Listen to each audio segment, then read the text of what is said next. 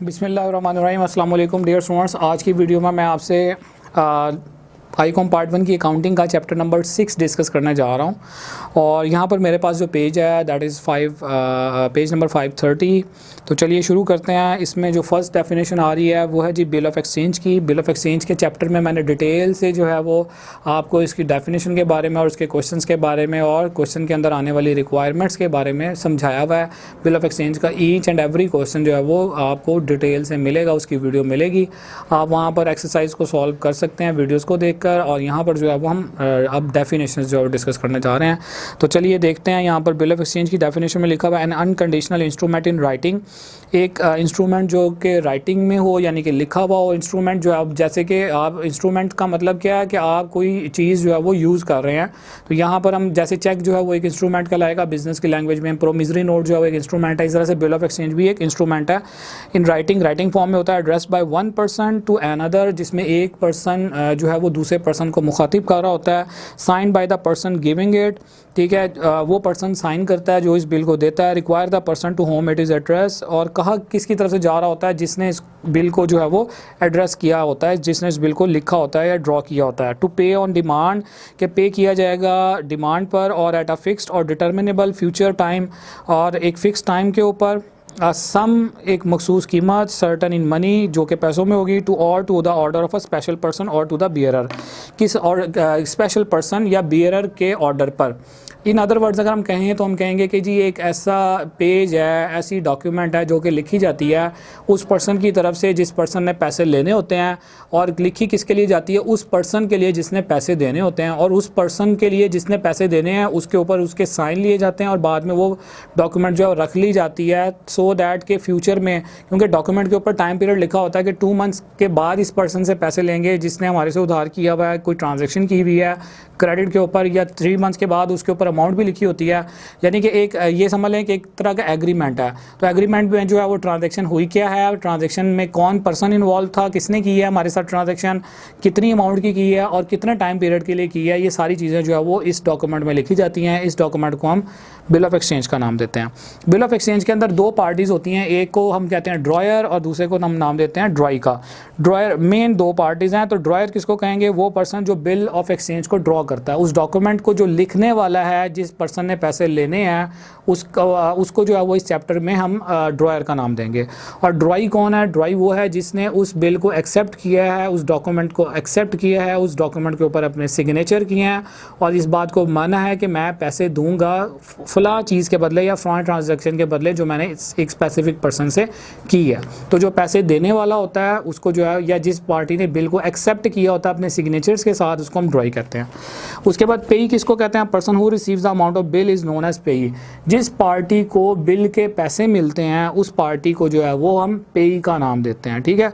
यानी जो party bill के पैसे रिसीव करती है ड्रॉई से। ड्रॉई कौन है, जिसने बिल के पैसे देने हैं।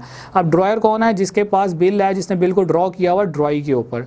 तो ड्रॉयर के पास जब बिल ऑफ एक्सचेंज आ जाता है ड्रॉई से सिग्नेचर लेने के बाद, तो अगले स्टेप में वो करता क्या है, वो बिल को यूज़ कर सकता है एज एन इंस्ट्रूमेंट किसी और को पेमेंट देने के लिए, सेटल करने के लिए अपने डेट्स को, ठीक है। या बैंक को हम जो है वो नॉर्मली देखते हैं कि वो बिल ऑफ एक्सचेंज दे देता है। तो अब ऐसी सूरत में अगर वो पर्सन जो है वो जिसने बिल ड्रॉ किया हुआ था वो अपना बिल किसी और को दे दे, तो फिर डेफिनेटली वो पार्टी जो है वो पैसे रिसीव करेगी ड्रॉई से, ठीक है। तो बिल ऑफ एक्सचेंज की अपनी कुछ मखसूस शराइत होती हैं, वो सारी चीज़ें डिस्कस की हुई है बिल ऑफ एक्सचेंज के चैप्टर में एक्सरसाइज के अंदर। वहाँ पर आप उन वीडियोज़ को उठाकर देख सकते हैं। यहाँ पर हम पेई उसको कहते हैं जो जिसको बिल ऑफ एक्सचेंज की पेमेंट मिलती है, उस डॉक्यूमेंट की पेमेंट मिलती है।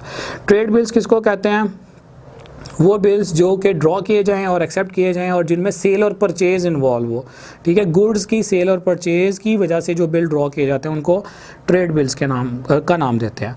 और अकोमोडेशन बिल, अकोमोडेट का मतलब होता है सपोर्ट करना, साथ देना। यहाँ पर अकोमोडेशन बिल जो है वो ड्रॉ किए जाते हैं और एक्सेप्ट किए जाते हैं without any sale and purchase of goods. यानी कि ट्रेड बिल में सेल और परचेज़ इन्वॉल्व होती है, अकोमोडेशन में जो है वो सेल परचेज़ इन्वॉल्व नहीं होती। बेसिकली इन बिल का जो पर्पज़ है, इन बिल बिल का जो पर्पस होगा वो क्या होगा, एक दूसरे को फाइनेंशियली सपोर्ट करना, ठीक है, एक पर्सन को सपोर्ट करना या एक दोनों को बाहमी तौर पर जो सपोर्ट करने के लिए एक पार्टी दूसरी पार्टी के ऊपर बिल जो ड्रॉ करती है, उन बिल्स को जो है वो हम अकोमोडेशन बिल कहते हैं। डिटेल से हम लोग पढ़ चुके हैं, देख चुके हैं।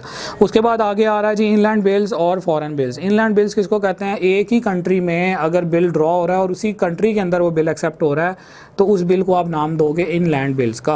और अगर एक बिल जो है वो ड्रॉ हो रहा है एक कंट्री में लेकिन एक्सेप्टेंस उसकी किसी और कंट्री में, यानी जो ड्रॉई है वो किसी और कंट्री में बैठा हुआ है, तो ऐसे बिल को नाम दिया जाएगा फॉरेन बिल का। टिनोर हम कहते हैं मुद्दत को, टाइम पीरियड ऑफ बिल जो है वो टिनोर कहलाता है। अगर बिल 2 मंथ्स के लिए ड्रॉ हुआ है यानी कि 2 महीने के बाद पैसे मिलने हैं तो उसको जो है वो हम यूँ कहेंगे कि उसका जो टिनोर है वो 2 मंथ्स का, ठीक है। अगर बिल 3 मंथ्स के लिए ड्रॉ हुआ है या 4 मंथ्स के लिए ड्रॉ हुआ है, 4 मंथ्स के बाद पैसे मिलने हैं, कैश रिसीव होना है ड्रॉई से हमें, तो ऐसी सूरत में हम कहेंगे कि उसका जो टिन्योर है वो 4 मंथ्स का। मेचोरिटी का मतलब क्या होता है, जब बिल की पेमेंट का टाइम आ जाता है तो वो टाइम जो है वो उसकी मेचोरिटी का टाइम कहलाता है, यानी due date of the bill is called maturity. अगर एक बिल की ड्यू डेट जो है वो 30 अप्रैल रखी गई है तो उसका मतलब है 30 April will be the maturity date of the bill of exchange. Days of grace का मतलब क्या है, बिल ऑफ एक्सचेंज के कुछ अपने रूल्स एंड रेगुलेशंस हैं जो दिन एक्स्ट्रा दिए जाते हैं ड्रॉई को ताकि वो ईजिली पेमेंट कर सके। उन डेज़ को जो है वो हम डेज ऑफ ग्रेस कहते हैं, जो कि यहाँ पर 3 दिए गए हैं, ठीक है। यानी कि अगर एक पर्सन से हमने पैसे लेने हैं 5 तारीख को तो हम उसके पास 5 तारीख को नहीं जाएंगे बल्कि उसमें 3 दिन और ऐड करेंगे और 3 दिनों के बाद यानी कि 8 ऑफ एनी मंथ, ठीक है, 8 तारीख जो भी जिस भी महीने में जो है वो आ रही होगी पेमेंट के लिए वाले से, हम जो है वो फिर उसमें यानी जो पेमेंट का टाइम होगा ना उस टाइम में हमने 3 दिन ऐड करने हैं ताकि जो है वो नेक्स्ट पार्टी इजीली पैसों का अरेंजमेंट कर सके। उन दिनों को हम, उन डेज़ को हम डेज ऑफ ग्रेस का नाम देते हैं। उसके बाद एंडोर्समेंट ऑफ बिल का मतलब है कि अगर एक पार्टी बिल जो है वो अपना ट्रांसफ़र कर दे, यानी ड्रॉयर जो है वो क्या करता है, ड्रॉयर बिल ड्रॉ करता है किसके ऊपर, ड्रॉई पर। अब लाइक यहाँ पर मैं कहता हूँ ड्रॉयर जो है वो ए है और एक और पर्सन है जिसने उस बिल को एक्सेप्ट किया है, तो जो पार्टी उस बिल को एक्सेप्ट कर रही होती है वो ड्रॉई होती है और ड्रॉई ने एक्चुअली बिल की पेमेंट करनी होती है। पैसे जो है वो ड्रॉई देता है और उन पैसों की जो रिसीविंग हो रही होती है वो बेसिकली ड्रॉयर ने करनी होती है। लेकिन अगर यहाँ पर मिस्टर ए ने बैक एंड पर किसी के पैसे देने हैं, मैं कहता हूँ एक पर्सन है मिस्टर सी, ठीक है, इसके पैसे ए ने देने हैं किसी भी वजह से, तो क्या हुआ होगा, ए यहाँ पर ड्रॉयर ने बिल ड्रॉ किया हुआ था ड्रॉई के ऊपर, ड्रॉई वो बिल एक्सेप्ट करने के बाद वापस दे देता है ड्रॉयर को। ड्रॉयर के पास ये बिल पड़ा हुआ, ड्रॉयर इस बिल को यूज़ कर सकता है आगे किसी को भी अपने डेट सेटल करने के लिए। यानी कि ए ने अगर सी के पैसे देने हैं, बिल था 1000 का और ए ने जो है वो सी के भी 1000 देने हैं, तो अब यहाँ पर क्या होगा, ड्रॉयर जो है वो अपना 1000 वाला जो क्लेम है वो सी के साथ सेटल कर रहा होगा अपना वो वाला बिल देकर जो कि उसने ड्रॉई के ऊपर ड्रॉ किया था, ठीक है। यानी फिर हम कह सकते हैं कि ए अपना कर्जा जो है वो उतारा होगा बिल देकर। तो ऐसी सिचुएशन जिसमें एक ड्रॉयर जो है वो अपना बिल जो है वो दे सी को, क्रेडिटर को अपने, और देने का मतलब यहाँ पर वर्ड क्या आ रहा है, एंडोर्स कर दे, ठीक है। तो ऐसी सिचुएशन को हम क्या नाम देंगे, इस एक्टिविटी को क्या नाम देंगे हम, एंडोर्समेंट ऑफ बिल का। तो यहाँ पर लिखा भी हुआ है, the procedure by which a bill of exchange is transferred from one person to another person for the settlement of debt is called endorsement of bill. उसके बाद डिसऑनर ऑफ बिल का मतलब क्या होता है कि अगर ड्यू डेट, अगर एक बिल का टाइम था 20th ऑफ मई, ठीक है, यानी ड्रॉई ने 20 मई को पेमेंट करनी थी, लेकिन जब 20 मई वाले दिन उसको बिल दिखाया गया तो उसने कहा जी मैं पेमेंट नहीं कर सकता, तो हम कहेंगे कि ये बिल जो है ना वो अब डिसऑनर हो गया। यानी ड्यू डेट वाले दिन जिस बिल की पेमेंट नहीं होती उसको हम डिसऑनर, उस बिल को हम डिसऑनर डिक्लेयर करते हैं और उसको हम डिसऑनर ऑफ बिल कहते हैं। अच्छा जी, और उसके बाद नोटिंग चार्जेस का वर्ड आ रहा है, कहता है the small fee which the notary public receive from the holder of the bill in case of dishonour of bill is known as noting charges. Extra charges जो है ये पे किए जाते हैं नोटरी पब्लिक को, और पे कौन करता है, जिसके पास बिल होता है, उन चार्जेस को हम नोटरी पब्लिक का नाम देते हैं, नोटिंग चार्जेस का नाम देते हैं। डिटेल से जो है वो मैंने आपको इसके क्वेश्चंस में बताया हुआ। उसके बाद है जी रिन्यूअल ऑफ अ बिल। एक बिल को कैंसिल करने के बाद एक नया बिल ड्रॉ किया जाए, पुराने बिल को कैंसिल करके नया बिल ड्रॉ किया जाए, तो उसको आप रिन्यूअल ऑफ बिल का नाम दोगे। लाइक ए ने बी के ऊपर बिल ड्रॉ किया 3 मंथ्स के लिए, 3 मंथ्स का टाइम जैसे ही कंप्लीट हुआ, ए वो बिल लेकर गया बी के पास, लेकिन बी ने पेमेंट नहीं की, बल्कि बी ने कहा कि आप मेरे ऊपर फर्दर एक 2 मंथ्स के लिए नया बिल ड्रॉ कर दें, 2 मंथ्स के बाद आपको पेमेंट मैं कर दूंगा। तो जो पुराना बिल कैंसिल होगा और फिर नया बिल जो नेक्स्ट फर्दर 2 मंथ्स के लिए ड्रॉ होगा ना, उस बिल को हम उस एक्टिविटी को जिसमें हम ओल्ड बिल को कैंसिल करेंगे और न्यू बिल जो है ड्रॉ करेंगे, उस एक्टिविटी को हम रिन्यूअल ऑफ बिल का नाम देते हैं।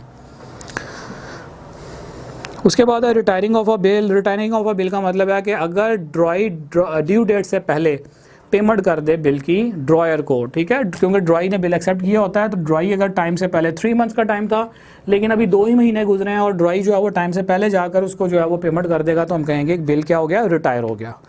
रिबेट किसको कहते हैं?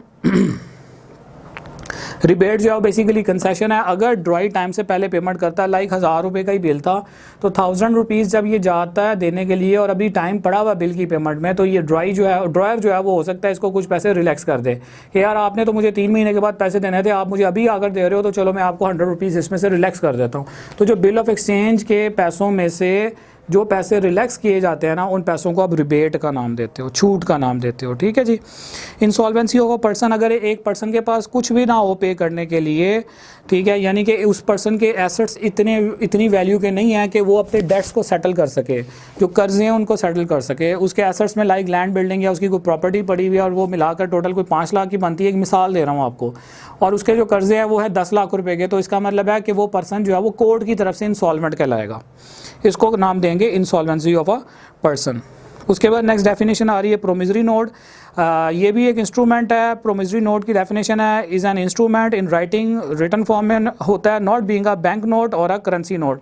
कहता है ना तो ये बैंक का नोट है ना ही ये करेंसी नोट है।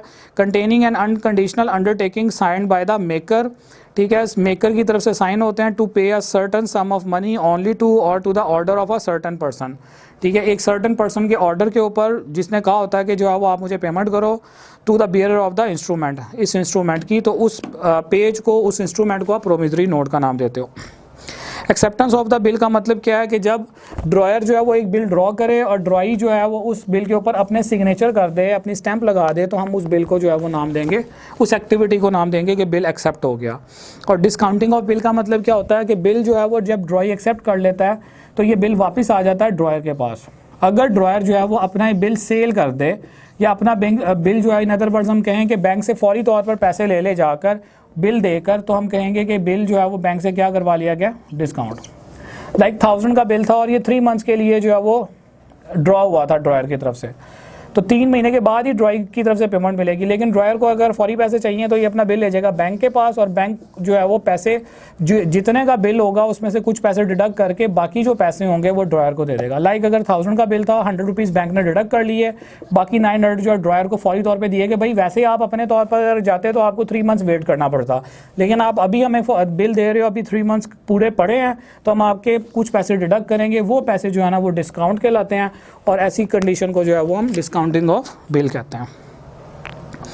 टर्म बिल का मतलब क्या है? These bills are payable after specified period of time, the period after which these bills become due for payment is called tenor या टर्म बिल। ये जिसमें हम जो है वो बिल के अंदर मुद्दत डिसाइड करते हैं, ठीक है, उस बिल ऑफ एक्सचेंज में टाइम डिसाइड करते हैं कि हम जो है वो कितने अरसे के बाद पेमेंट करेंगे, उसको टर्म बिल कहते हैं।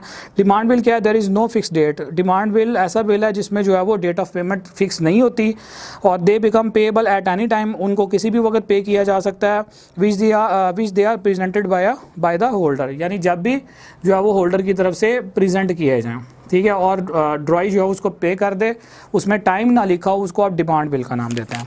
तो ये थी स्टूडेंट्स हमारी चैप्टर नंबर 6 की डेफिनेशन। आई हो आपको समझ में आई होंगी। इंशाल्लाह नेक्स्ट वीडियो में मैं आपसे चैप्टर नंबर 7 की जो डेफिनेशंस हैं, शॉर्ट डेफिनेशंस, वो डिस्कस करूँगा। तब तक के लिए आप मुझे इजाज़त दीजिए। अल्लाह हाफ़िज़।